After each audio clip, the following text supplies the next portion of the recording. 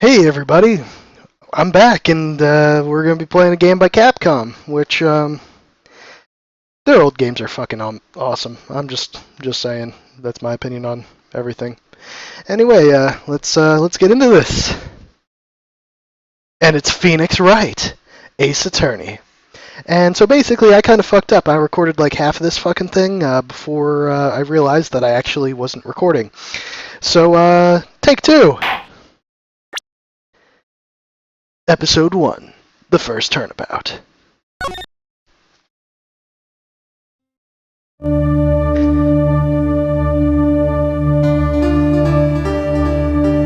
Gasp.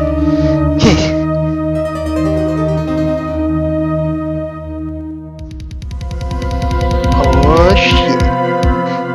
Damn it, why me? I couldn't get caught. I can't get caught. Not like this. I've gotta find someone to pin this on. Someone like him. I'll make it look like he did it.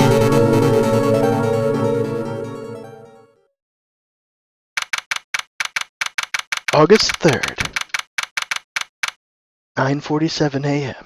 District Court, Defendant Lobby Number 2.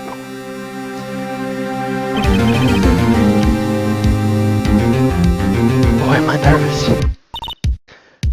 Right. Oh, hiya, Chief.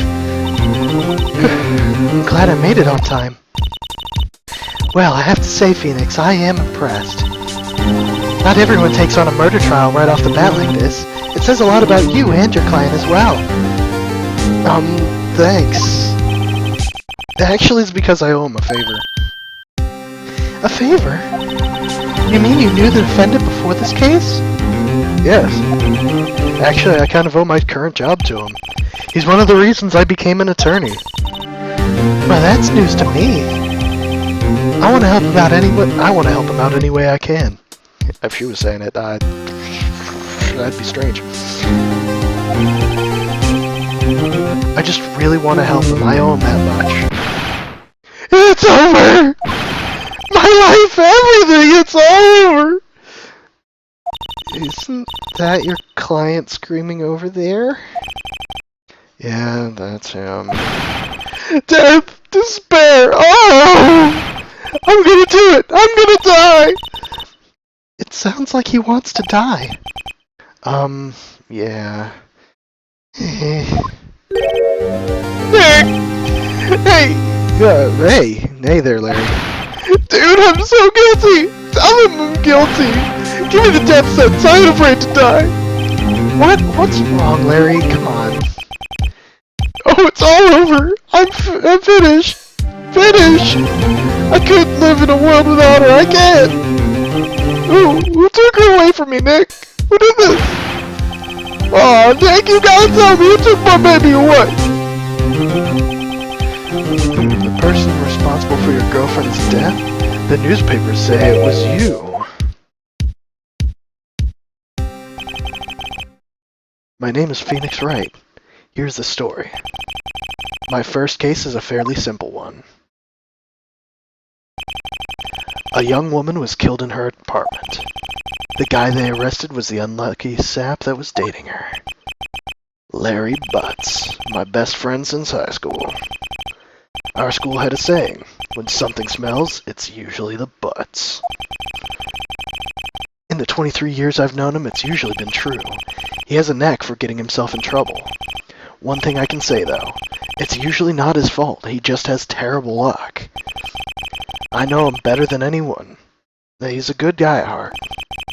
I owe him one, which is why I took the case to clear his name. And that's just what I'm going to do. Yeah. August 3rd, 10 a.m. District Court, Courtroom Number 2. The court is now in session for the trial of Mr. Larry Butts. The prosecution is ready, Your Honor. The defense is ready, Your Honor. Mr. Wright, this is your first trial, is it not? Yes, Your Honor, I'm a little nervous. Your conduct during this trial will decide the fate of your client. Murder is a serious charge. For your client's sake, I hope you can control your nerves. Thank you, Your Honor. Mr. Wright, given the circumstances, I think we should have a test to ascertain your readiness. Yes, Your Honor.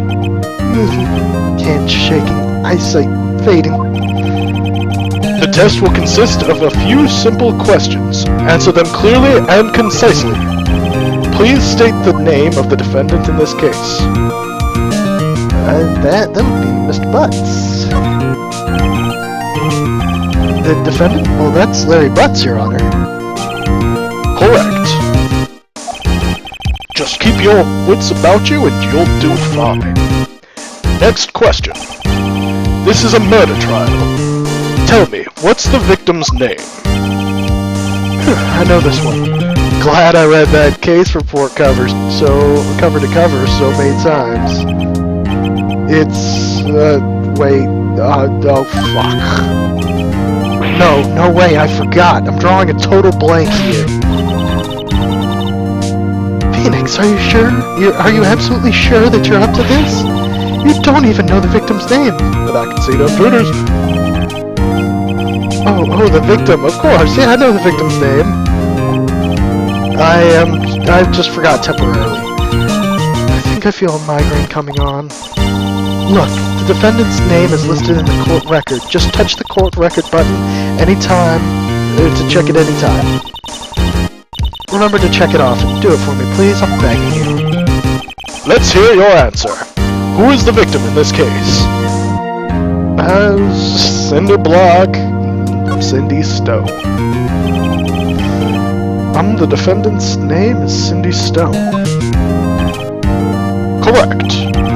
Now tell me, what was the cause of death?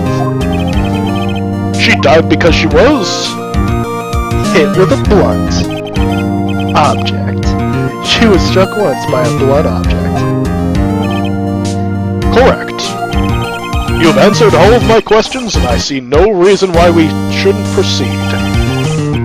You seem much more relaxed, Mr. Wright. Good for you. Thank you, Your Honor, because I don't feel relaxed, that's for sure. Well then, first, a question for the prosecution. Mr. Payne? Yes, Your Honor. As Mr. Wright just told us, the victim was struck with a blunt object. Would you care to explain to the court just what that object was? The murder weapon was a statue of the thinker. It was lying on the floor next to the victim. I see. The court accepts it into evidence. Statue added to the court record. Right? Be sure to pay attention to any evidence added during the trial. That evidence is the only ammunition you have in court. Touch the court record button to do it frequently, okay? Mr. Payne, the prosecution may call its first witness. The prosecution calls the defendant, Mr. Butts, to the stand. Chief, what do I do now? Pay attention. You don't want to miss any information that might help your client's case. You'll get your chance to respond to the prosecution later, so be ready. Let's just hope he doesn't say anything unfortunate. Uh-oh. Larry gets excited easily. This could be bad.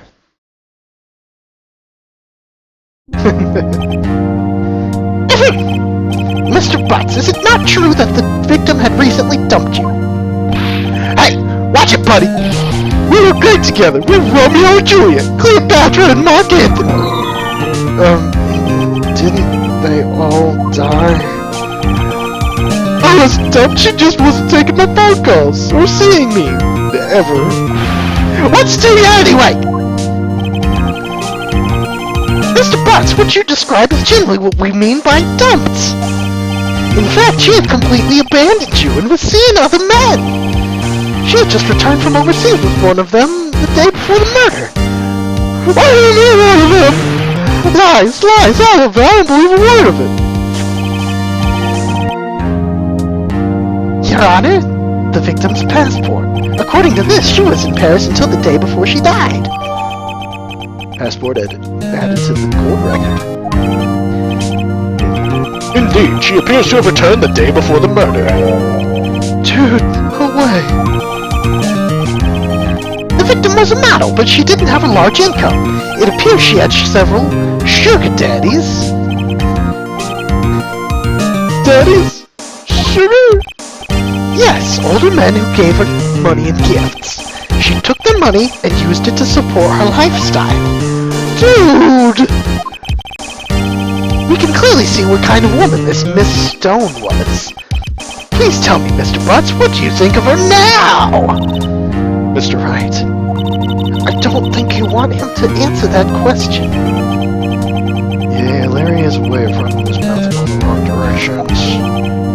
Should I Stop that motherfucker from answering! My clients had no idea the victim was seeing other men. Other women. That question is irrelevant to this case. Dude, Nick, what do you mean irrelevant? That cheating she-dog! I'm gonna die! I'm just gonna drop dead! Yeah, and when I meet her in the afterlife, I'm gonna get right to the bottom of this! Let's continue with the trial, shall we? I believe the accused motive is clear to everyone. Yes, quite. Oh boy, this is so not looking good. Next question! You went to the victim's apartment on the day of the murder, did you not? Well, did you or did you not? Well, maybe I did, maybe I didn't. Uh-oh, he went. Don't fuck up your credibility, motherfucker. I know, I'll send him a signal.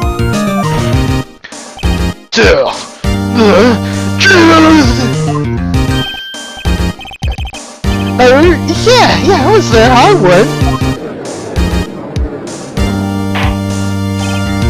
Order. Well, Mr. Butts? Dude, chill. She wasn't home, man, so like, I didn't see her. Your Honor, the defendant is lying. Lying? The prosecution? The prosecution would like to call a witness who can prove Mr. Butts is lying. Well, that simplifies matters. Who is your witness? The man who found the victim's body. Just before making the gruesome discovery, he saw the defendant fleeing the scene of the crime.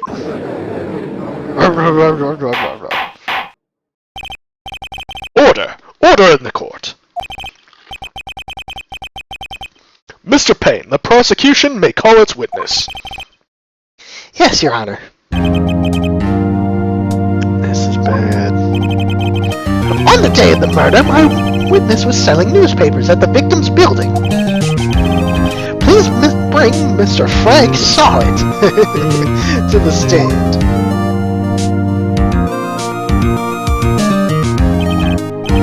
Mr. Saw It, you sell newspaper subscriptions, is that right? Oh yes, newspapers, yes. Mr. Saw It, you may proceed with your testimony. Please tell the court what you saw on the day of the murder. Witness's account. I was going door to door selling subscriptions when I saw a man fleeing an apartment. I thought he must be in a hurry because he left the door half open behind him. Thinking it strange, I looked inside the apartment. Then I saw her lying there, a woman not moving, dead. I quailed in fright and found myself unable to go inside. I thought to call the police immediately. However, the phone in the apartment wasn't working. You must have tried that phone that was inside the apartment right there! Liar! You shit! I went to a nearby park and found a nearby phone. I remember the time exactly. It was 1 p.m. The man who ran was, without a doubt, the defendant sitting right over there.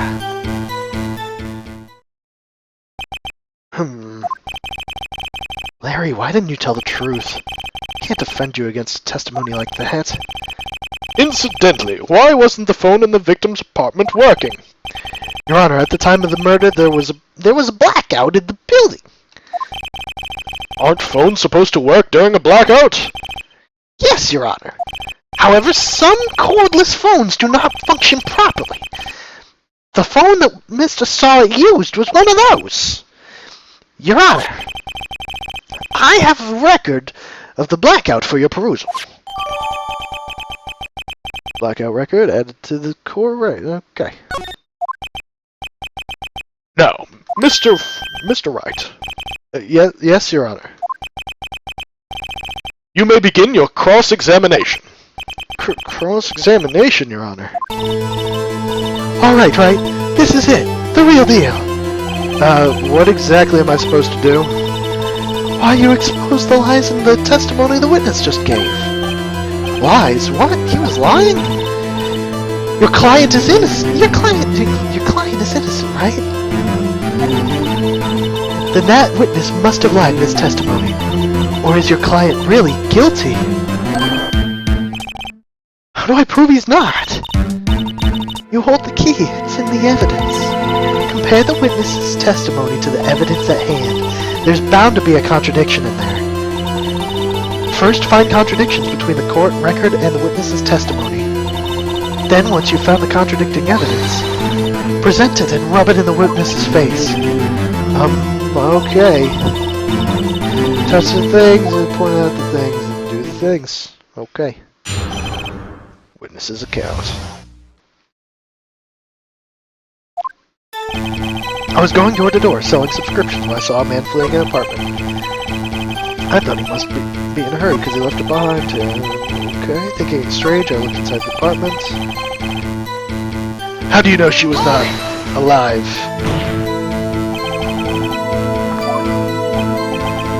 Well, no, I guess I wasn't. But she wasn't moving at all, and there was blood everywhere. I guess that would look fatal to anyone. Very well, what happened next? I recoiled in fright and found myself unable to go inside. Hold it. So you didn't touch anything in the apartment? Yes, I mean, no, nothing. Okay, what happened next? I thought to call the police immediately. I gotta press you on that one too. You thought to call the police? Does that mean you didn't actually call them? Please, listen to the rest of the testimony. Please, listen to the rest of the testimony. You thought to call the police. What happened next? Or the phone in the apartment wasn't working. The phone in her apartment wasn't working. Yes, I mean no, it wasn't. What? But you said you didn't go into the apartment, or did you? Oh, that, I can explain that. There was a cordless phone on the shelf in the entranceway. I reached inside and tried using that to call. And that phone wasn't working, correct? What happened next? Went to a nearby park and found a public phone. I'll press you on that one too. Why use a public phone? Well, you see, I don't have a cell phone. It's probably because you're a dirty, cheap thief. And being in the middle of the afternoon, there was no one in the nearby apartments. Ah, right. What time did you call again? I remember the time exactly. It was 1 p.m. I call bullshit! Nope, that's the wrong thing. Right here. Present this, motherfucker! You found the body at 1 p.m., you're sure? Yes, it was 1 p.m. for certain. Frankly, I find that hard to believe. Your statement directly contradicts the autopsy report. The autopsy notes the time of death sometime after 4 p.m.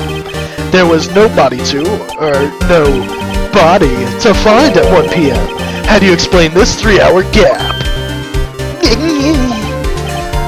Oh, Objection! This is trivial!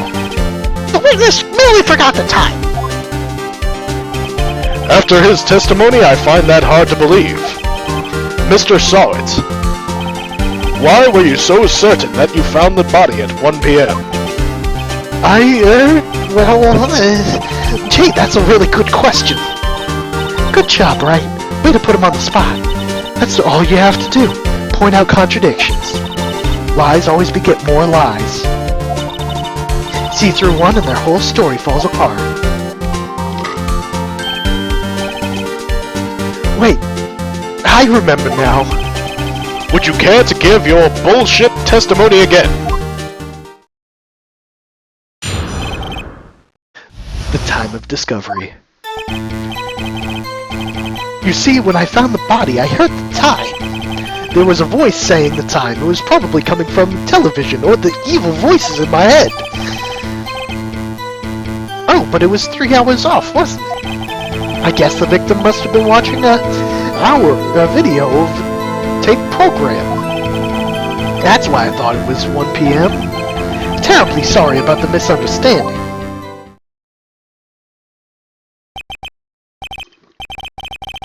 I see. You heard a voice saying the time on a taped program. Mr. Wright, you may cross-examine the bullshit the witness presented. Right? You know what to do. I got this one. Time of discovery. You see, when I found the body, I heard the time. There was a voice saying in time. It was probably coming from the television. Present this, motherfucker! Objection! Hold it right there. The prosecution has said there was a blackout during the time of discovery. And this record proves it. You couldn't have heard television or a video.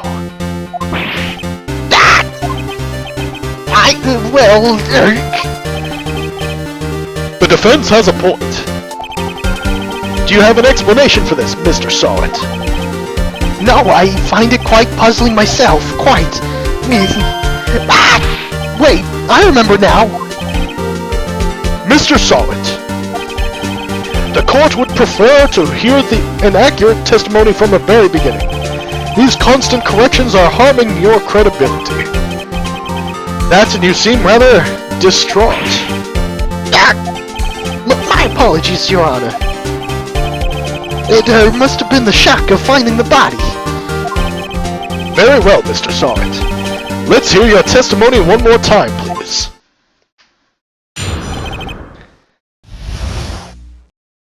Hearing the time. Actually, I didn't hear the time, I saw it. Yeah, you would, Mr. Solid. There was a table clock in the apartment, wasn't there? Yeah, the murder weapon. The killer used it to hit the victim. That must have been what I saw. You saw a clock. Well, I guess that would explain it. The defense may cross-examine the witness. Gladly. Hearing the time. Actually, I didn't hear the time, I saw it. There was a table clock in the apartment, wasn't there? Yeah, the murder weapon. He used it to hit the victim. Let's point this motherfucker out. Objection! It's a fucking statue. It ain't a clock. Just threw it on the ground. What, you think I'm some kind of idiot? The murder weapon was a clock, it was the statue. The statue's not a clock. How is this supposed to be a clock? Why, you with your objections and your evidence, just who do you think you are? Just answer the question, Mr. Solid. Hey, I saw it there, okay? That's a clock. Your Honor, if I may... Yes, Mr. Payne? As the witness stated, this statue is indeed a clock. The neck is a switch, you just tilt it and it says the time out loud. It doesn't look like a clock. I submitted it as a statue. My apologies. I see. So the murder weapon was a table clock after all. Well, Mr. Wright, It appears that the witness's testimony was correct. It is a clock. Do you have any problems with his testimony now? Yes, this motherfucker says he saw it. Your Honor, there is a gaping hole in the witness's testimony. The only way he could have known the weapon was a clock is to hold it in his hand. Yet the witness testified that he never entered the apartment. Clearly a contradiction. Indeed. The witness knew it was a clock because he went into the apartment. You're lying. You were inside the apartment on the day of the murder. Oh yeah, prove it. Prove I went in there. I'll do better than that. I can prove you were the one who killed her. You struck her with the clock, and the shock of the blow triggered the clock's voice. That was the sound you heard.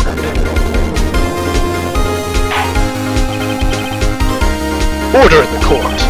Intriguing. Please continue, Mr. Wright. Yes, Your Honor. Mr. saw it. The sound must have left quite an impression on you. Understandable, since the murder weapon spoke just as you hit the victim.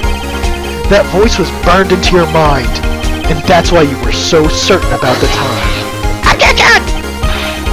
What's the meaning of this? This is all baseless conjecture. Baseless? Just look at the victim's face. Would the witness care to elaborate? Did you strike the victim with the clock?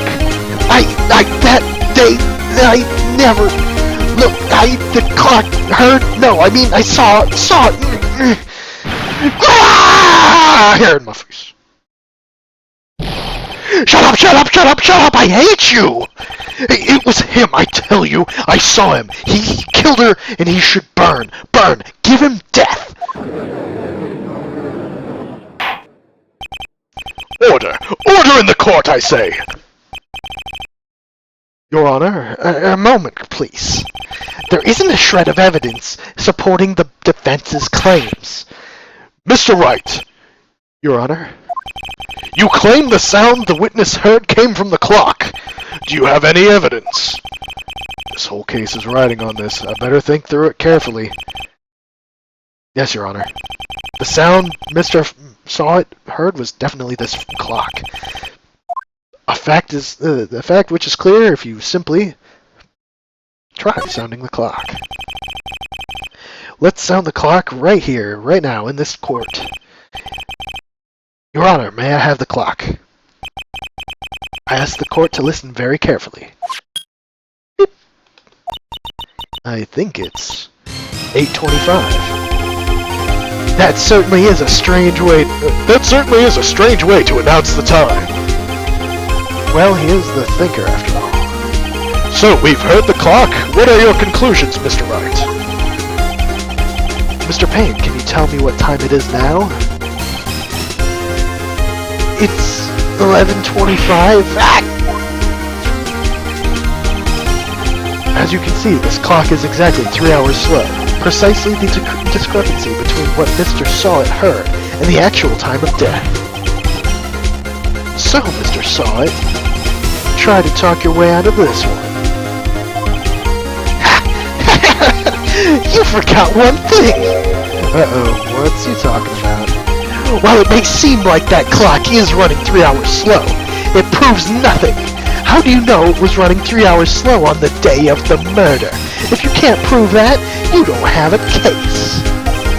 Yeah, he's right. How am I going to prove that? Damn it, I was so close. Mr. Wright, it seems you lack the critical evidence to support your claim. Yes, Your Honor. This means I cannot let you indict the witness. Unfortunately. This ends the cross-examination of Mr. Frank Sawit. I come all the way down here to testify, and look what happens. They treat me like a criminal. A criminal! You lawyers are all slime. I almost had him. Sorry, Larry. I failed you. There's nothing I can do about it now. Not so fast, Mr. Sawit.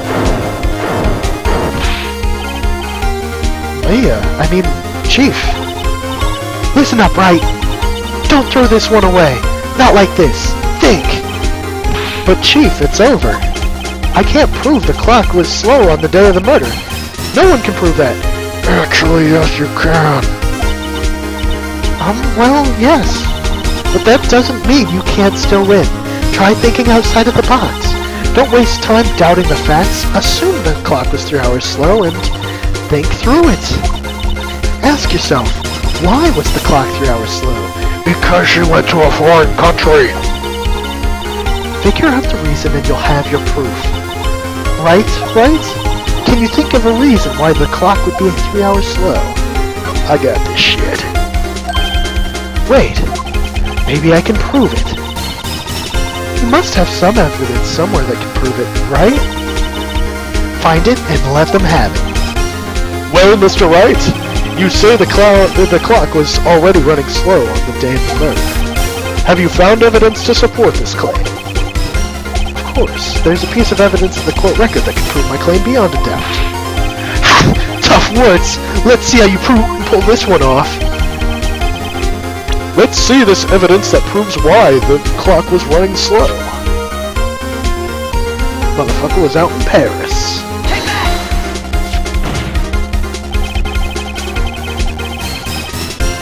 The victim had just returned home from abroad the day before the murder. As we all know, the time difference between here and Paris is 9 hours. When it's 4 p.m. here, it's 1 a.m. the next day there. The clock wasn't 3 hours slow, it was 9 hours fast. The victim hadn't reset her clock since returning home. That's why the time you heard when you struck her dead in the apartment was wrong. Proof enough for you, Mr. Saw It? Or should I say, Mr. Done It?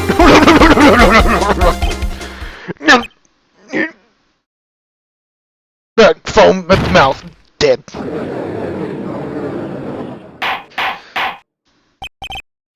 Order! Order, I say! Well, this case has certainly turned out differently than we all expected. Mr. Payne, your client.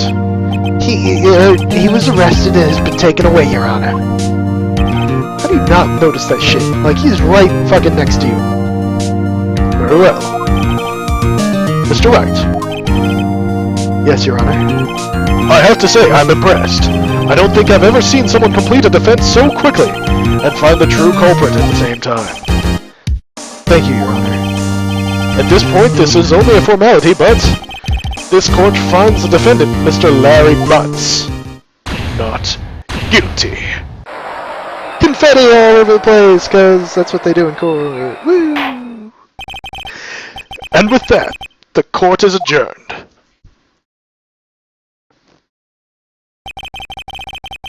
It turns out that Frank Saw It was a common burglar.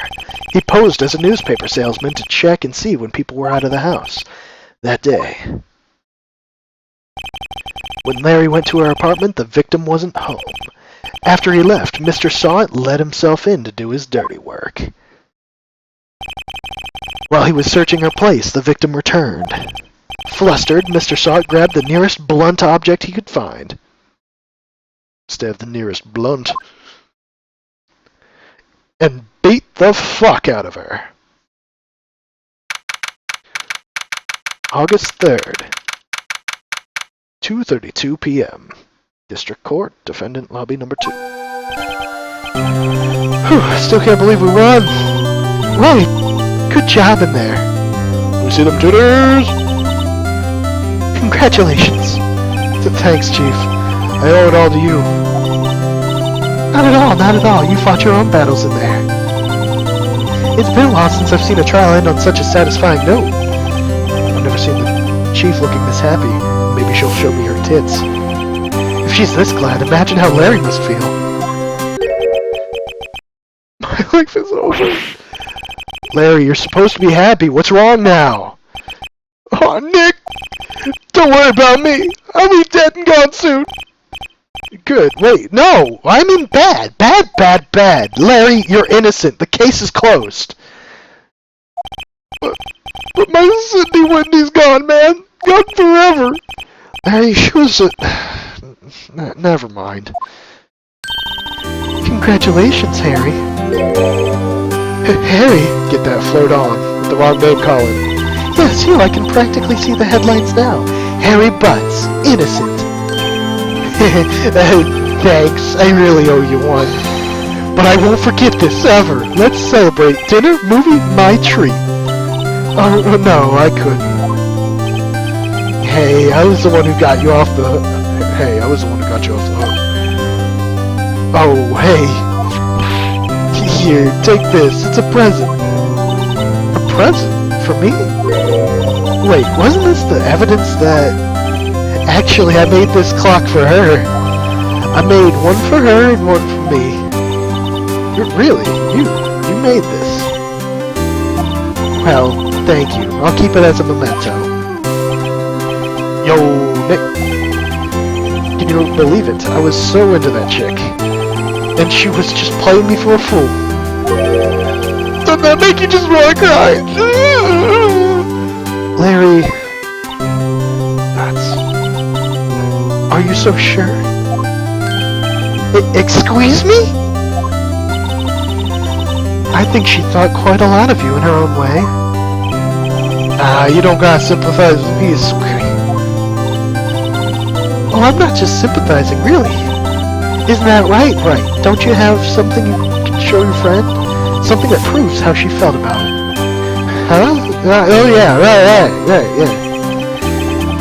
The heck is she talking about? Could it possibly be this fucking heavy-ass statue that she's carrying around all over the fucking place? Take that! It's my own fucking people. Check this out, Larry. Proof positive you weren't some chump to her. Huh? Where did you get that clock? This is the clock you made for her, Larry. She took it with her when she traveled. She probably just needed a clock, that's all. You think so? It's a pretty heavy clock to take traveling. Well, make of it what you will. Hey, Nick. I'm glad I asked you to be my lawyer. Really, I am, thanks. Hope that made him feel a little bit better.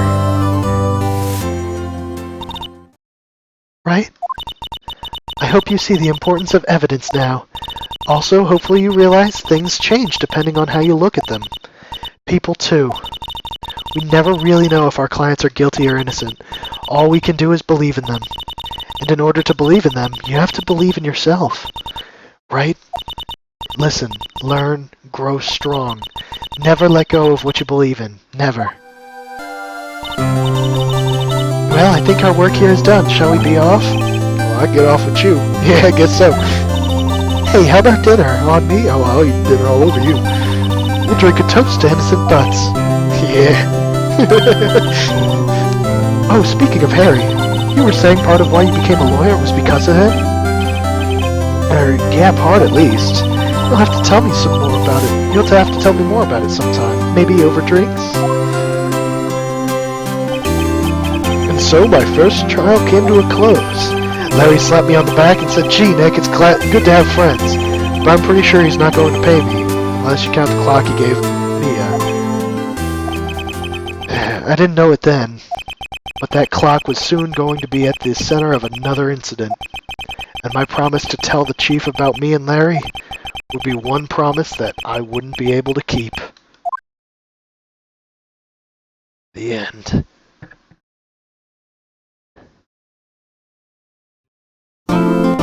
Let's save this motherfucker! Alright, so shit. First episode or whatever dealio thing. That's done. Episode 2, that'll be up tomorrow. Turnabout Sisters. Part 2. Okay. Well, I'll see you guys next time. Y'all have a good rest of your evening. Bye for now.